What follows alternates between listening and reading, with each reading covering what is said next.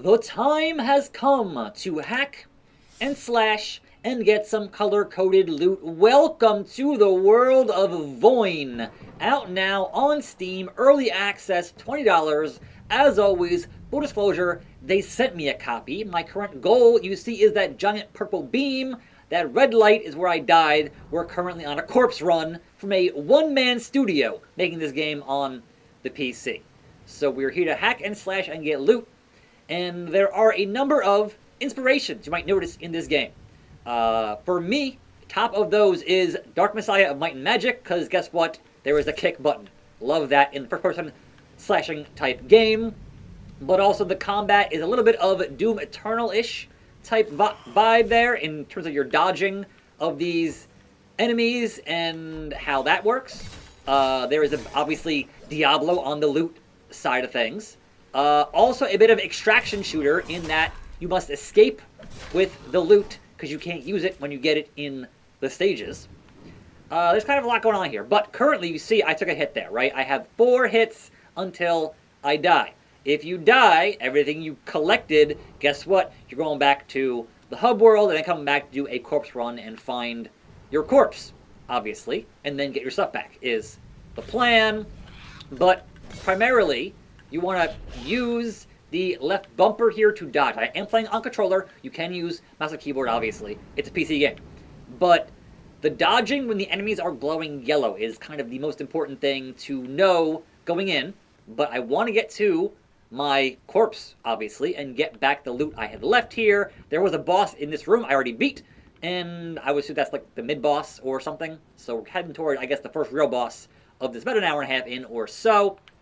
And I think it's neat. It's doing a lot of stuff here that I like. It has a lot of good inspirations, and they're doing it quite well for a one-man studio. But yes, my corpse is in that tower, and I must go acquire that corpse. It's got quite a look to it.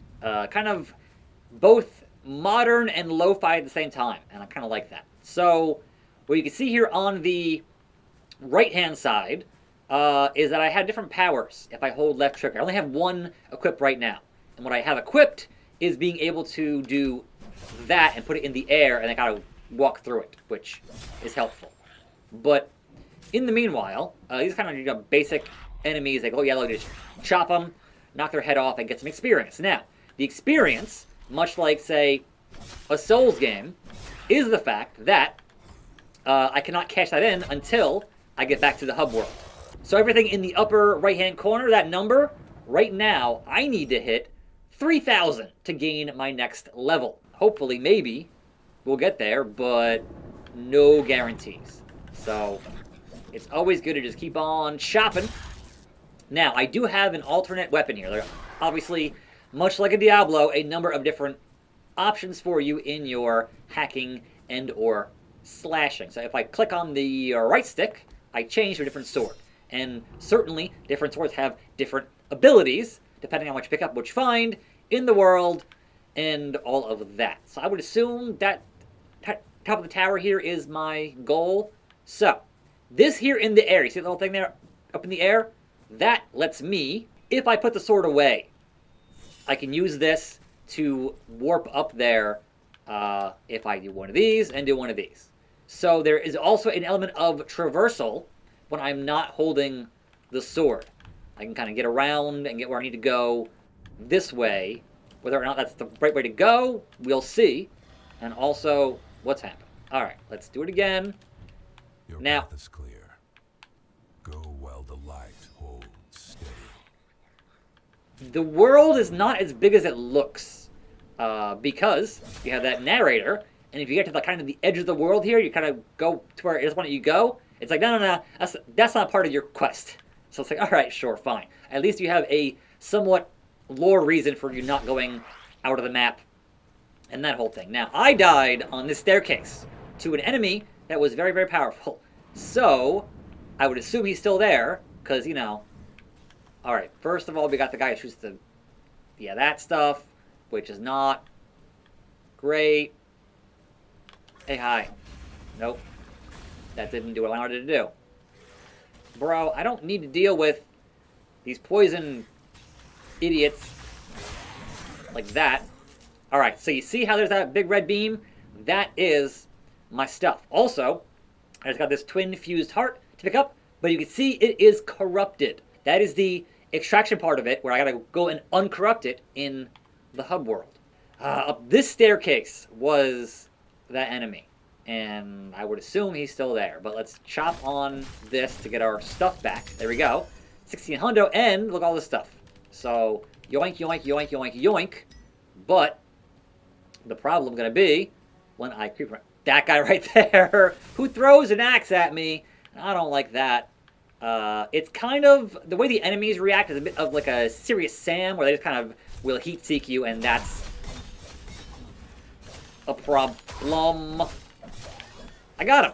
I got him. Now, I have 2 hits left, and then someone is still firing at me from some range. I seen a thing there. Yes, this guy here. I seen that. I seen you. No thank you.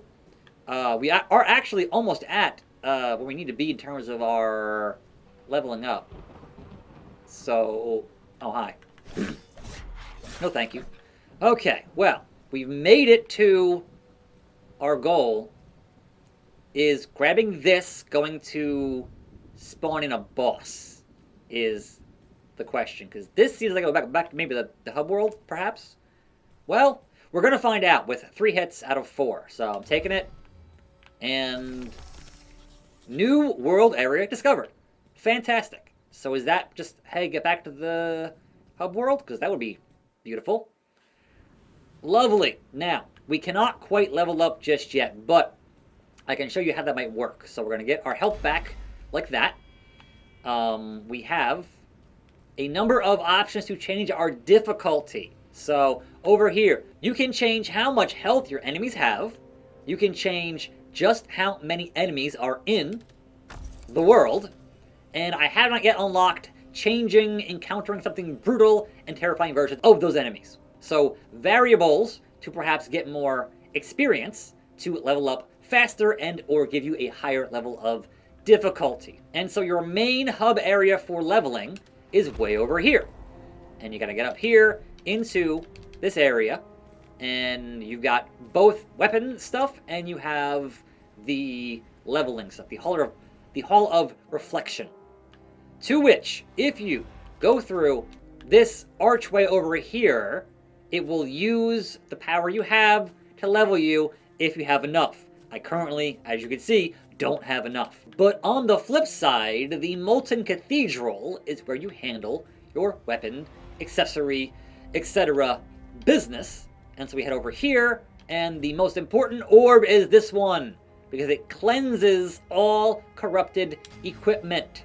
You ring the bell, and now you're good. Which means, if we open up our screen here, then you can see with the little blue symbol means there's something new in that category. And your categories from top to bottom are artifact, necklace, heart, runes, weapon, and ring.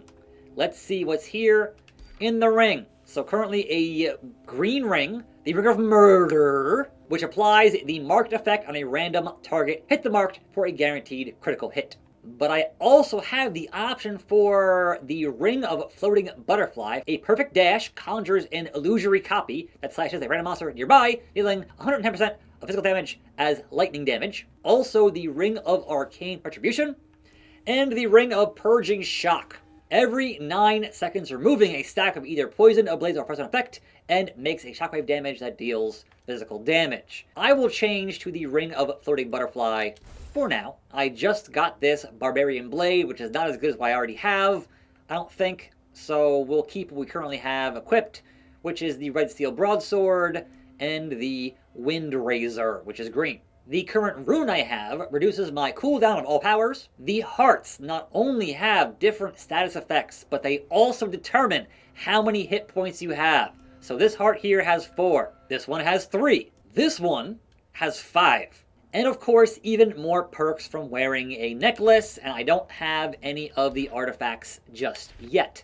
Additionally, to unlock further powers, I need to get whatever that is. I don't currently have it, so I can't unlock this Rune Infusion or the Lightning Sting just yet. But there are other ways to spend the same points you get for leveling up, and that is increasing the power of your currently equipped artifact and necklace and heart, etc., etc. But also, you can feed other items, perhaps ones that are, not as valuable, to your items and increase them that way. Satiates my currently equipped primeval or firstborn necklace by consuming items dropped inside the circle. Anyhow, let's go check out that new area. Also pretty important, there is no fall damage. Instead, it strikes lightning when you hit the ground from a certain height, which is pretty cool. And let's head into door number 2. All new to me. Let's see what's here in Hadrakon. And so here we are in this new area to explore and hopefully find more enemies to chop and or kick and or do our dark business, if you will. So I honestly am not sure what to expect here in this new area because it's, fresh to me. So let's see what there is to see. Pilgrim's Respite. And hey, you guys, what's going on? Oh, God. What's going on this side? Nah. Alright, so you see how when I dash there, it hit him with lightning? That's the new, that is my new perk. So, love that. Dashes do lightning damage. Wonderful. That's pretty cool. I like it a lot. But again, there's plenty to find here in the world of VOIN.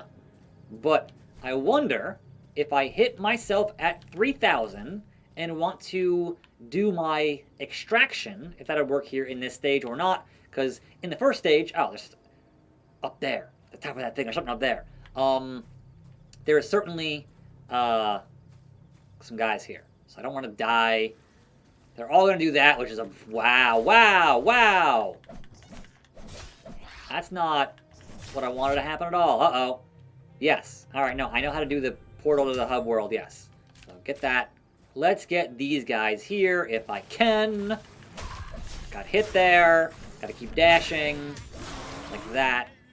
Okay, now, get that item, get the thing there. At any time, if you say have hit where you want to gain a new level, and you want to leave the stage, you look at the sky, you hold B, and they beam in a warp point. It is not always right nearby. There are in certain points of the world, you'll find that warp point to get back to the main hub world and then go do your leveling. And it's still up to you to get there and not die on your way to get there. So there still is danger to be had in doing so. Also, if you put your sword away, like this, I can use the left click here to kind of get myself some air and some distance to get through things quickly instead of just slowly making my way through here. And again, there's no fall damage, so we've done that. We're fine. And then we head through. The portal is here all the way around onto that. And there we are, which means if I head, well, first of all, that. But second of all, if I head in this direction and then get through this direction and keep on warping through, we can indeed gain a new level to end this video. There we go. And then walk on through. And there we are. Level 5, baby. We did that. It is now plus 20% on all damage. You love to see it. This is VOIN. It is out now on Steam. Link down in the description. I will see you next time right here for more videos on this channel. And I'm out.